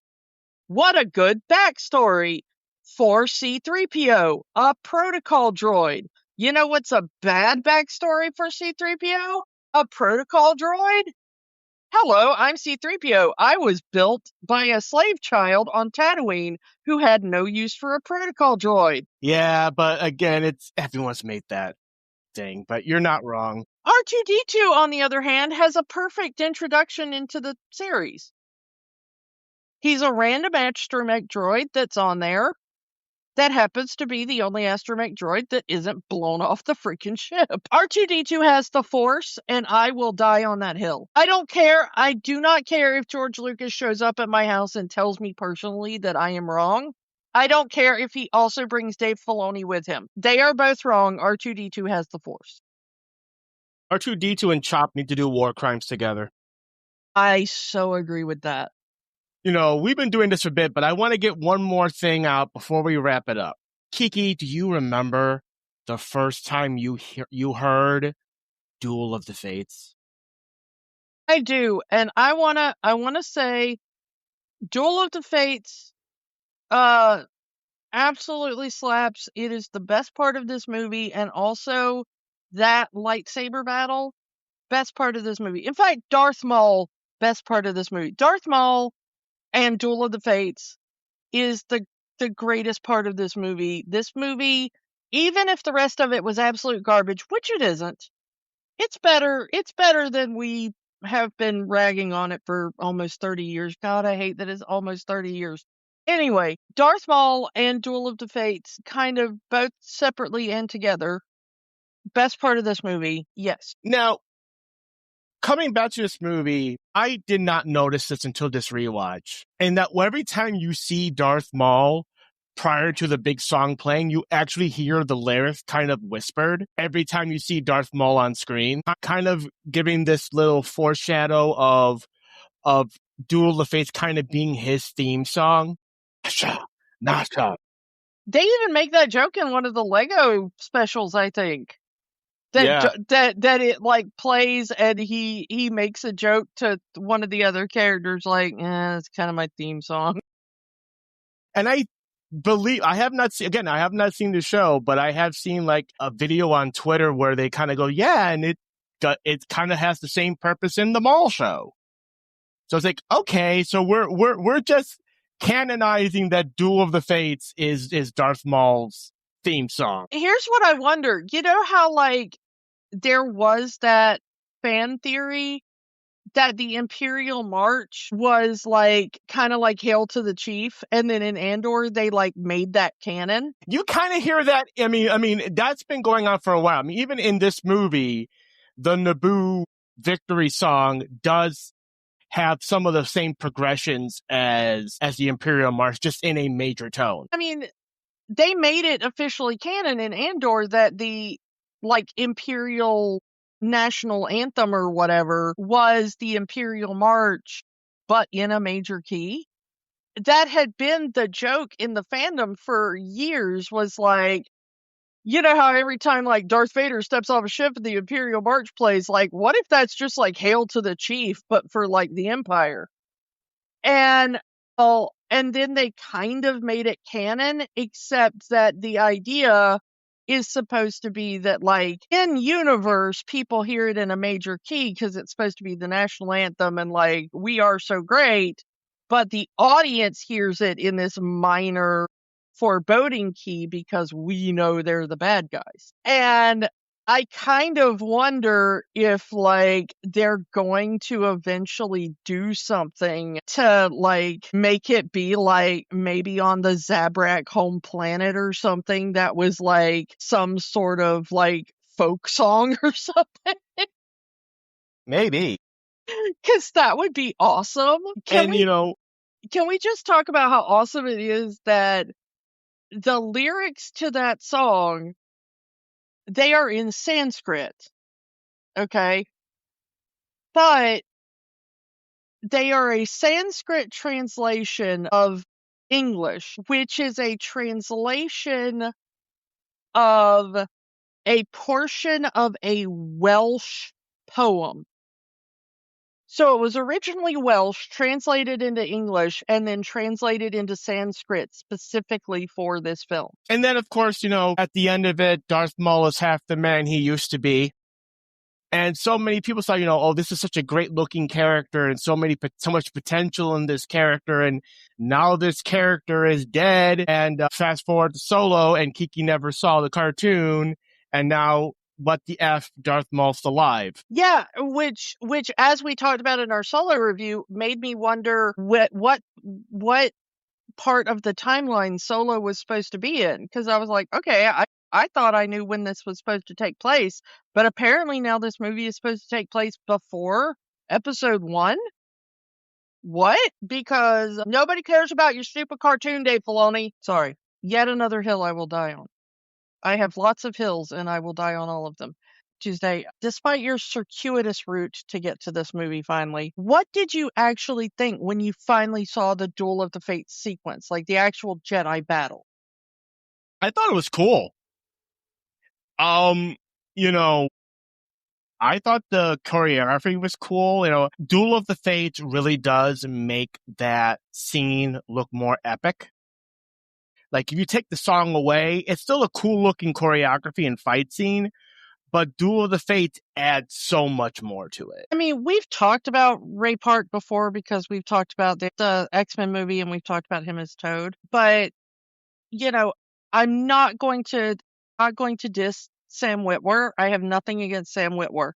But there is something about the combo of Ray Park and Peter Serafinowicz that just cannot be beaten for me. You know, it just, and I've met Ray Park before at conventions, and he is the sweetest, nicest person. And I mean, just every time I see him in anything, just the physicality that he brings to those roles, so good. And there was a rumor that he was going to be in the Obi-Wan series, and like I don't know how true that was, but I want to see him back.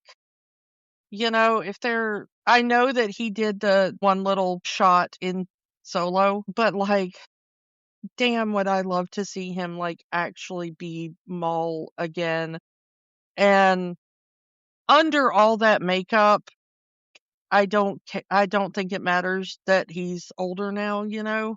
I would, you know, that makeup will disguise that, you know, I think. I would love to see him be Maul, you know, prior to Phantom Menace. I would love to see anything about him prior to him running across, you know, even I would love to have Peter Serafinowicz come back as the voice again. Again, no shade to Sam Witwer, who's been doing a fine job, but I also like Peter Serafinowicz as an actor. And uh I really want that combo back at some point. Yeah, when the Maul show was announced, the devastation when you had the discussion and you found out it was going to be animated and not a live action show because you wanted Ray Park back in the. Yeah, I thought because they had been on such a roll with live action stuff, you know? They'd been doing Mandalorian, then they did Book of Boba Fett, and then they did Obi-Wan, and then they did Ahsoka, and then they did, you know, and then they were like, we're going to do a Maul series. And I was like, yes, Ray Park gets his data show. Oh, raised my hopes and dashed them quite expertly, as the kids say. But I mean, Darth Maul and the Duel of the Fates sequence, I kind of wish, again, this is down to George Lucas. I wish that it had been one unbroken sequence. Watching it back for this, I thought this would have slapped even more if it had been one long unbroken sequence because the tension would have built better. Cutting back and forth to Padme's group going to get the Nemoidians, and Anakin and his now this is bad writing, having that intercut with what is the most epic and memorable sequence in this entire movie. And when I first saw the movie, I didn't care for it. But coming back to it, seeing Obi-Wan and Maul pacing back and forth between the laser shields, I actually do like it now. I just love how, you know, we know nothing about Maul's background when we first saw this movie. sitting in the theater that first day and I'm watching this.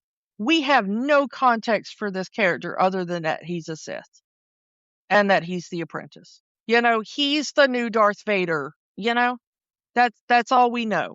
He barely speaks and we have no idea what his skills are other than he scares Qui-Gon enough to warn the Jedi Council. And watching him pace back and forth like a tiger trapped in a cage that's what I mean about Ray Park's physicality.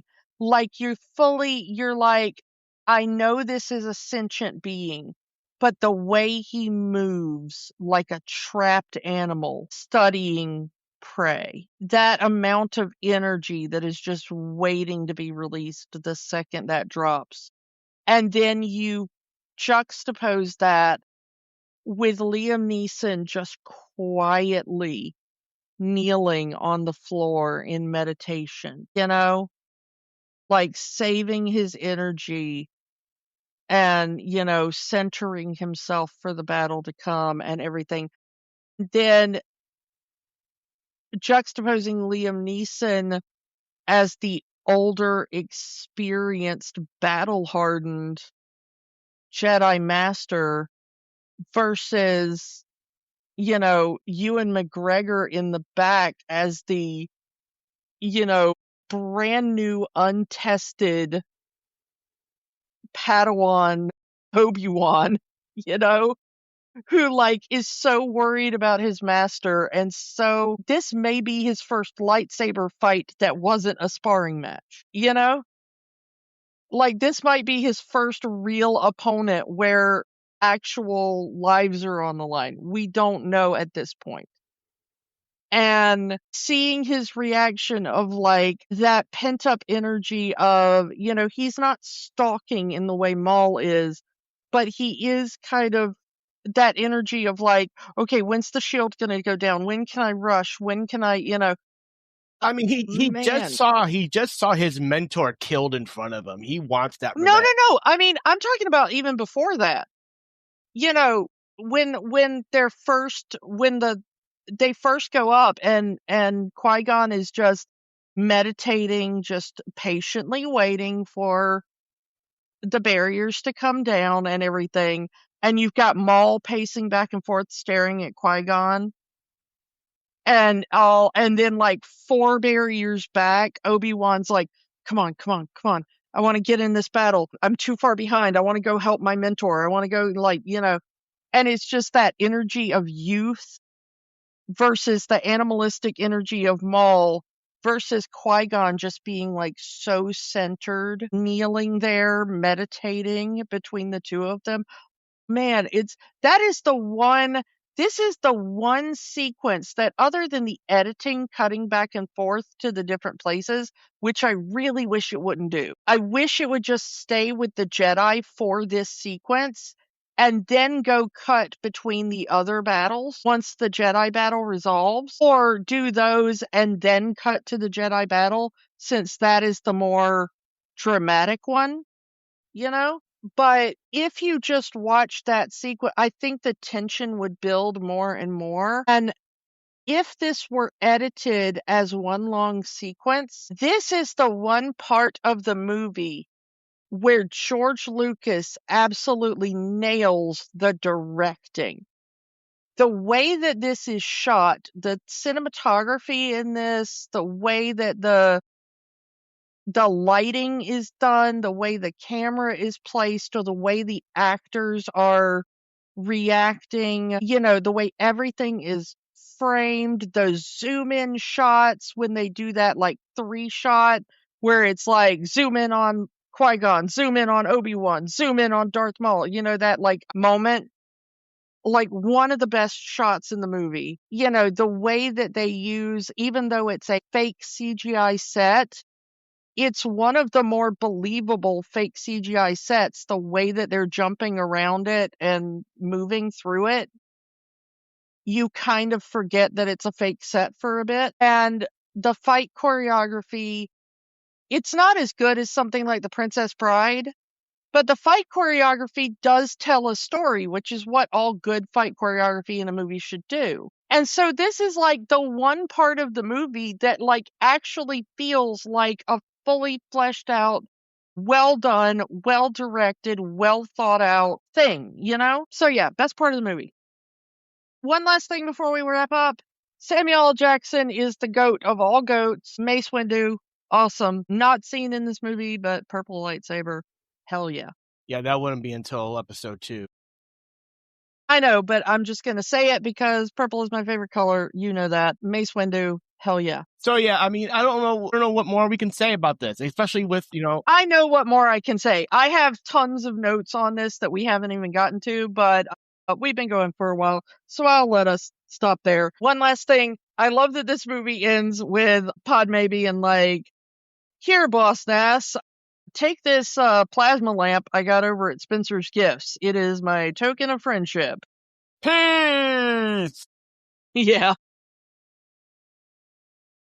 Yeah, we could probably do a 12-hour podcast just with our own thoughts, not only on the movie, but like everything that led up to the movie, our thoughts after the movie and the hype going into episode 2 and all of that.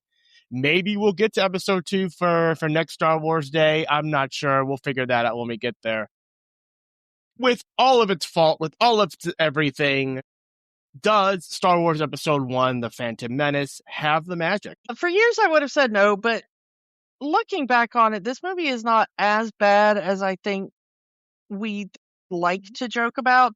I think its biggest fault is that, one, they let George Lucas have too much free reign. We've said that over and over. And two, parts of it are just boring. But there are really good parts in this. There are parts that I found myself enjoying that I didn't. Oh, and the one thing we haven't mentioned is this created the best racing game I have ever played in my life. I love Star Wars Racer. I still have it on my Switch. It is a great racing game. It is my favorite racing game ever created. I don't care what other racing game you like. Those are good racing games. They are not the best racing games. Star Wars Racer is the best racing game ever, bar none. It will, we have, it's been a topic of conversation of, coming back to, people changing their minds about the prequels. And, I'm still not the biggest fan of the prequels. I will agree that, a lot of this movie is boring, especially when you compare it to any of the other movies. And I think Lucas understood that, which is why he put more action in the other 2 prequel films. So there are moments that have magic. Like I said, the Duel of the Fates stuff does have magic. But for me, no offense, that's not enough. I am going to say no magic because so much of this movie is just plain boring. And yeah, I hate to be that guy, but yeah, there are moments in this movie that are really cool, but they're not enough to say that this whole movie has magic. I will say, I would rather watch this movie 20 times than watch, like, Rise of Skywalker again. I mean, seriously. I find more enjoyment and more entertainment, even as boring as parts of this are. It is less offensive to me as a Star Wars fan than something like Rise of Skywalker. And I don't think that's nostalgia. I think that is simply down to craft. I mean, my own issues with Rise of Skywalker has a lot to do with how much I really like Last Jedi. But same. I mean, even something like Force Awakens as well. I still think this is a more competently done movie in some respects as a Star Wars film than like Force Awakens. I wouldn't go that far. I mean, watching it back today, I was like, I think that's where I'm at the moment. I still like Last Jedi better than this, I will say. So yeah, that's all we can really say about I mean, not all we can say, but we'd be here all day and you'd have a 12-hour podcast, and maybe you, dear listener, you would want a 12-hour podcast where we talk about the prequels. I don't know. If you want a 12-hour podcast, tell us to start a Patreon. We will, and you can donate to it, and we will put up a 12-hour podcast about it. Sure. But so yeah, but we're going to stop for right now. Yeah. So as for next week, as of this episode's release, The Devil Wears Prada 2 will already be in theaters. So next week, we are going to go back to the original film, the first film, The Devil Wears Prada with Anne Hathaway. I've never seen this movie because I generally was not the audience to watch this movie. So this is going to be a first watch for me. All right. Well, we'll see how you like that film when we get to it next week. I'll be interested to see your review of it. So yeah, come back next week for The Devil Wears Prada, and we'll talk to you all next time. Bye. Bye. Don't let the magic stop here. Keep the conversation going. Find us on Facebook, Instagram, and Threads at Rewatching the Magic. We are also on Blue Sky, rewatchingthemagic.bsky.social. And new episodes are available at rewatchingthemagic.podbean.com and youtube.com/@rewatchingthemagic. Remember, the magic is for everyone. It only stops if you let it. We know that right now, things are tough. But in the words of Jim Henson, the only way the magic works is by hard work. But hard work can be fun. Check out our show notes for ways that you can help.